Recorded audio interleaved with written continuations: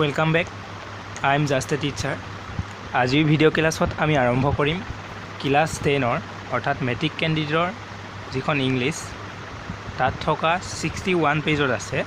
61 পেজত থকা আমাণ্ডা নামৰ কবিতাটো। এইটো এটা পোয়েট্ৰি হয়, কবিতা। তোমালোকৰ মেট্ৰিকত কবিতা কেইটামান আহিব, গল্প কেইটামান আহিব। তাৰে ভিতৰত মই আমাণ্ডা নামৰ ইণ্টাৰেষ্টিং কবিতাটো আজি পঢ়াম। প্ৰথমখিনিৰ পৰা আমি ষ্টাৰ্ট কৰোঁ। Every child feels that she নাইবা he is controlled and instructed not to do one thing or another. সকলো ল'ৰা ছোৱালীয়ে ভাবে যে সি নাইবা তাই কি হৈ আছে, বেলেগৰ কণ্ট্ৰলত আছে, বেলেগৰ শাসনত আছে, বা বেলেগে তেওঁক ইটো সিটো কৰিব নিদিয়ে, বেলেগে সিহঁতক ইটো সিটো কৰিব নিদিয়ে। সকলো ল'ৰা ছোৱালীয়ে তেনেকৈয়ে ভাবে। You too may feel that your freedom is curtailed. তুমিও হয়তো ভাবিব পাৰা যে তোমাৰ স্বাধীনতাখিনি কাঢ়ি লোৱা হৈছে। কাৰ্টেল মিন কাঢ়ি লোৱা, সৰ্ব কৰি লোৱা। Write down some of the things you want to do but your parents নাইবা elders do not allow you to. অৰ্থাৎ এনেকুৱা কেইটামান বাক্য লিখিব দিছে বা এনেকুৱা কিছুমান বস্তু ক'ব দিছে যিটো তুমি কৰিব বিচৰা, বাট কিন্তু তোমাৰ মা দেউতা, অভিভাৱক বা তোমাতকৈ ডাঙৰ মানুহবোৰে সেইটো তোমাক কৰিবলৈ এলাউ নকৰে, অৰ্থাৎ নিদিয়ে, কৰিব নিদিয়ে। তুমি কৰিব বিচৰা বা তোমালোকক কৰিব নিদিয়ে। এনেকুৱা হয়, ল'ৰা ছোৱালীয়ে ভাবে যে আমাক নিজৰ মতে একো কৰিব নিদিয়ে, আমাক শাসন কৰি ৰাখে, আমাৰ স্বাধীনতা নিদিয়ে, এনেকৈ ল'ৰা ছোৱালীবিলাকে ভাবে। আৰু তেনেকৈয়ে আমাণ্ডা নামৰ ছোৱালীজনীয়ে ভাবিছে, তাকেই মানে এই কবিতাটোত স্পষ্ট কৰি তুলিছে। To read the poem aloud, কবিতাটো জোৰে জোৰে পঢ়িব দিছে। From pairs is reading alternate stanzas, মানে জোৰ জোৰকৈ পঢ়িব দিছে ধুনীয়াকৈ। You are in for a surprise, তুমি মানে আচৰিত হৈ যাবা যে তোমাৰো কণ্ডিশ্যন একেই। কাৰণ চিলড্ৰেনবিলাকে, ল'ৰা ছোৱালীবিলাকে ভাবে যে আমাক নিজৰ মতে একো কৰিব নিদিয়ে, চব মা দেউতাই কৈ থাকে সিহঁতৰ মতে কৰিব লাগে, আমি নিজৰ মতে একো কৰিবই নাপাওঁ। সেই তেনেকুৱা কণ্ডিশ্যনে আমাণ্ডাৰ লগত হৈছে। পাঠটো আমি দুটা কেৰেক্টাৰ পাম, আমাণ্ডা নামৰ এজনী সৰু ছোৱালী এণ্ড হাৰ মাদাৰ, আৰু তাইৰ মাক। পাঠটোলৈ যাওঁ, পোয়েট্ৰিটো আমি আগবাঢ়িছোঁ। Don't bite your nails Amanda, তোমাৰ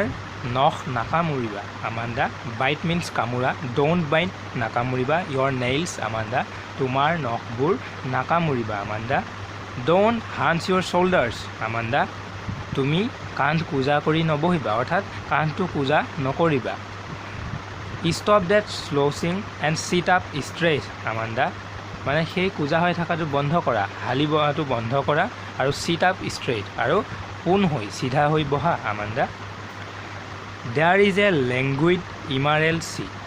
তাত এখন ধুনীয়া গভীৰ শান্তশিষ্ট এখন সেউজীয়া সাগৰ আছে, ধুনীয়া সাগৰ আছে। হুৱেৰ দ্য চ'ল ইনহেবিটেণ্ট ইজ মি, য'ত একমাত্ৰ বাসিন্দা মই। এ মাৰমেইড, এজনী জলপৰী। ড্ৰিফটিং ব্লিছফুলি, অৰ্থাৎ ধুনীয়াকৈ আনন্দময় পৰম সুখেৰে মই কি কৰিছোঁ, উটি ভাঁহি পৰিছোঁ। অৰ্থাৎ তাই এনেকৈ ভাবি থাকে যে মই এখন ধুনীয়া সাগৰত যদি থাকিব পাৰিলোঁ হয়, যিখন শান্তশিষ্ট গভীৰ সেউজীয়া, তাত একমাত্ৰ বাসিন্দা যদি মই হ'লোহেঁতেন, মই এজনী জলপৰী হোৱা হয়, মই তাত শান্ত মনেৰে অনাই বনাই ধুনীয়াকৈ পৰম সুখেৰে সাঁতুৰি ফুৰিব পাৰিলোঁ হয়, ড্ৰিফটিং কৰি ফুৰিব পাৰিলোঁ হয়। Did you finish your homework Amanda, তুমি তোমাৰ ঘৰুৱা কাম শেষ কৰিলানে আমাণ্ডা, অৰ্থাৎ তুমি তোমাৰ হোমৱৰ্ক কৰিলানে আমাণ্ডা। ডিড ইউ টিডি ইয়ৰ ৰুম আমাণ্ডা, তুমি তোমাৰ ৰুম পৰিপাতি কৰিলানে। টিডি মিনছ পৰিপাতি কৰা, তুমি তোমাৰ ৰুম পৰিপাতি বা চাফা কৰিলানে Amanda. I thought I told you to clean your শ্বুজ আমাণ্ডা, হয়তো মই তোমাক তোমাৰ জোতা পালিছ কৰিবলৈ বা জোতা চাফা কৰিবলৈ কৈছিলোঁ আমাণ্ডা। অৰ্থাৎ মাকে তাইক কৈ আছে, আমাণ্ডা নামৰ সৰু ছোৱালীজনীক মাকে কৈ আছে। তাই আকৌ ভাবিছে আই এম এন অৰফেন, মই এজনী অনাথ ছোৱালী। ৰ'মিং দ্য ষ্ট্ৰীট, গলিত বা ৰাস্তাই ঘাটত মই অনাই বনাই ঘূৰি ফুৰোঁ। ৰ'ম মিনছ অনাই বনাই ঘূৰি ফুৰা। I pattern soft dust with my hushed bare ফুটৰ বহু বচনটোৱে হ'ল ফিট, অৰ্থাৎ ফুট মানে ভৰি, ফিট মানে ভৰি দুখন। আই পেটাৰ্ণ ছফ্ট ডাষ্ট, মই কোমল ধূলিত মই কি কৰোঁ, পেটাৰ্ণ আঁকোঁ, চিত্ৰ আঁকোঁ বা চানেকি বনাওঁ। উইথ মাই হাষ্ট বেৰ ফিট, মোৰ নিস্তব্ধ উদং ভৰি দুখনে মই তাত চানেকি বনাওঁ অৰ্থাৎ কিবা আঁকে ভৰিৰে যে আঁকে দ্য চাইলেন্স ইজ গ'ল্ডেন এই মৌনতাখিনি কি হয় সোণালী দ্য ফ্ৰীডম ইজ চুইট আৰু এই ফ্ৰীডমখিনি অৰ্থাৎ স্বাধীনতাখিনি মিঠা don't eat that chocolate Amanda সেই চকলেটটো নাখাবা বা সৌ চকলেটটো নাখাবা ৰিমেম্বাৰ ইয়ৰ একনি আমাণ্ডা তোমাৰ সেই শালমইনা তোমাৰ সেই গুটিবিলাকলৈ মনত পেলোৱা অৰ্থাৎ তাইৰ মুখত বা তাইৰ গাত কি আছে একনি আছে শালমইনা আছে যিবোৰলৈ মাকে মনত পেলাই তাইক চকলেট খাবলৈ মানা কৰিছে will you please look at me when I am speaking to you Amanda যে যেতিয়া মই তোমাক কথা কৈ থাকোঁ তুমি অনুগ্ৰহ কৰি মোৰ ফালেলৈ চাবলৈ আমাণ্ডা যে যেতিয়া মই তোমাক কথা কওঁ তুমি মোৰ ফালে অনুগ্ৰহ কৰি চাবাচোন আমাণ্ডা মানে তাই গুৰুত্ব নিদিয়ে মাকৰ কথা সেইকাৰণে মাকে তাইক তেনেকৈ কৈছে নেক্সট এইফালে আছে তাৰপাছত কৈছে আই এম ৰূপাঞ্জেল তাই আকৌ ভাবিছে আই এম ৰূপাঞ্জেল মই ৰূপাঞ্জেল হ'লোঁ হয় মানে তাই ভাবি আছে মই ৰূপাঞ্জেল যদি হ'লোঁ হয় আই হেভ নট এ কেয়াৰ মোৰ মানে কোনো উদ্বেগ কোনো চিন্তা ভাৱনা নাথাকিল হয় মোৰ কোনো কৰ্ম নাথাকিল হয় life in a tower is tranquil and rare যে এনেকুৱা দুৰ্গ শিখৰত টাৱাৰ মিনছ দুৰ্গ শিখৰ উচ্চ শিখৰত উচ্চ ঘৰ এনেকুৱা শিখৰত লাইফটো জীৱনটো শান্তিপূৰ্ণ আৰু অত্যন্ত ধুনীয়া ৰেৰ অত্যন্ত ধুনীয়া বিৰল অৰ্থাৎ যিটো পাবলৈ টান I will certainly never let down my bright hair I will certainly never let down my bright hair অৰ্থাৎ মই হেয়াৰ মিনছ চুলি ব্ৰাইট হেয়াৰ মিনছ উজ্জ্বল চুলি মই মোৰ উজ্জ্বল চুলিকেইডাল কেতিয়াও তললৈ যাব নিদিওঁ অৰ্থাৎ তাই চুটি কৰি চাগে চুলি ৰাখে সেইকাৰণে কৈছে মই মোৰ চুলিকেইডাল কেতিয়াও তললৈ যাব নিদিওঁ চাৰ্টেইনলি নিশ্চয়কৈ খাটাং মই তললৈ যাব নিদিওঁ stop that sulking at once Amanda stop that sulking মানে সেই এনেকৈ পূজা মোজা হৈ বা আমন জীৱন মাৰি বহি থকাটো বাদ দিয়া আমাণ্ডা ইউ আৰ অলৱেজ চ' মুডি সদায় তুমি মানে নিৰাশ মনে থাকা খং মুডত থাকা আমাণ্ডা সদায় তুমি খং মুডত থাকা এনেকৈ নাথাকিবা এনি ওৱান উড থিংক ডেট সকলোৱে হয়তো ভাবিব পাৰে যে যিকোনো লোকেই ভাবিব পাৰে আই নেগেটিভ ইউ মই তোমাক গালি খবৰনি দিছিলোঁ এনেকৈ সকলোৱে ভাবিব মানে তাইৰ ফেচটো কেনেকৈ কৰি থাকে খং মুডত থাকে তাইৰ মনটো মানে নিৰাশ হৈ থাকে আৰু মাকৰ ওপৰত খং উঠি থাকে তেতিয়া মাকে কৈছে যে তুমি যে এনেকৈ থাকা যিকোনো মানুহে আহি ভাবিব যে মই তোমাক গালি খবৰনি দিছিলোঁ চ' তুমি এনেকৈ আছা এতিয়া আমি গম পালোঁ এই পয়েট্ৰিটোত এই কবিতাটোত আমি দুটা চৰিত্ৰ পাইছোঁ her mother and Amanda and her mother Amanda নামৰ এজনী সৰু ছোৱালী Amanda is a little girl and her mother instructed her অৰ্থাৎ তাইৰ মাকে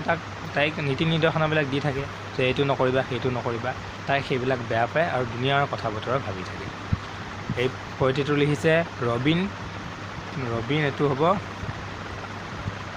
ৰবিন ক্লেইন অৰ্থাৎ ৰবিন ক্লেইন নামৰ ইংলিছ লিখকে এই কবিতাটো লিখিছে এতিয়া আমি এই অৰ্থকেইটা চাওঁ লেংগুইড মানে ৰিলেক্সড আমি পাই আহিছোঁ লেংগুইড ইমাৰেল চি লেংগুইড মানে শান্ত গভীৰ একদম ধুনীয়া শান্ত নিস্তব্ধ তাৰপাছত বিশ্ৰাম ৰিলেক্সড ড্ৰিফটিং মুভিং শ্ল'লি অৰ্থাৎ লাহে লাহে ধুনীয়াকৈ উঠি ফুৰা শ্ল'লি পেটাৰ্ণ মেক পেটাৰ্ণ চানেকি অঁকা বা চিত্ৰ অঁকা ট্ৰেংকুইল কাম মানে শান্ত ট্ৰেংকুইল মানেও শান্ত এনেদৰে এতিয়া আমি গম পালোঁ যে ইয়াত দুটামান প্ৰশ্ন দিছে যিকেইটা আটাইতকৈ ইজি হয় ল'ৰা ছোৱালীয়ে তাকে টান পায় how old do you think Amanda is তুমি আমাণ্ডাক কিমান বয়সীয়া বুলি ভাবা তুমি লিখিবা আই থিংক মই ভাবোঁ Amanda is 6 to 8 years old বা 7 to 8 years old বা 6 to 7 years old 6 পৰা 7 বছৰীয়া হ'ব হাউ ডু ইউ নাও দিছ তুমি এইটো কেনেকৈ জানা 1 নম্বৰ প্ৰশ্ন তুমি এইটো কেনেকৈ জানিছা তুমি লিখিবা যে আই নৌ দিছ মই এইটো জানো ফ্ৰম হাৰ এক্টিভিটি তাইৰ যিবিলাক তাইৰ কাৰুকাৰ্যবিলাক দেখিয়েই গম পোৱা যায় বা শুনিয়েই গম পোৱা গৈছে তাই may be 6 to 7 years who do you think is speaking to her তুমি কি বুলি ভাবা তাইক কোনে কৈ আছে অফক'ৰ্ছ হাৰ মাদাৰ কাৰণ মাকেই তাইক কৈ থাকিব তাই এজনী সৰু ছোৱালী so' I think her mother is speaking to her তাৰপিছত why are stanzas 2, 4, 6 given in parenthesis মানে তাই সেইটো কথা ভাবি আছে এই বেগেটৰ ভিতৰত যে তাই কিবা কিবি ভাবি লৈ অলপ সময়ৰ বাবে মই যদি ৰুপেঞ্জেল হ'ব পাৰিলোঁ হয় মই যদি অৰফেন হ'লোঁ হয় মই যদি মাৰ্মেইড হ'লোঁ হয় এইবিলাক যে ভাবিছে সেইটো কিয় দিছে বুলি কৈছে কাৰণ তাই কথাৰ মাজতে সেইবিলাক ভাবি থাকে আওকাণ কৰি এইবিলাক কথা তেওঁ ভাবি থাকে আমান্দাই ভাবি থাকে 5 নম্বৰটো চোৱা যাক what could Amanda do if she were a mermaid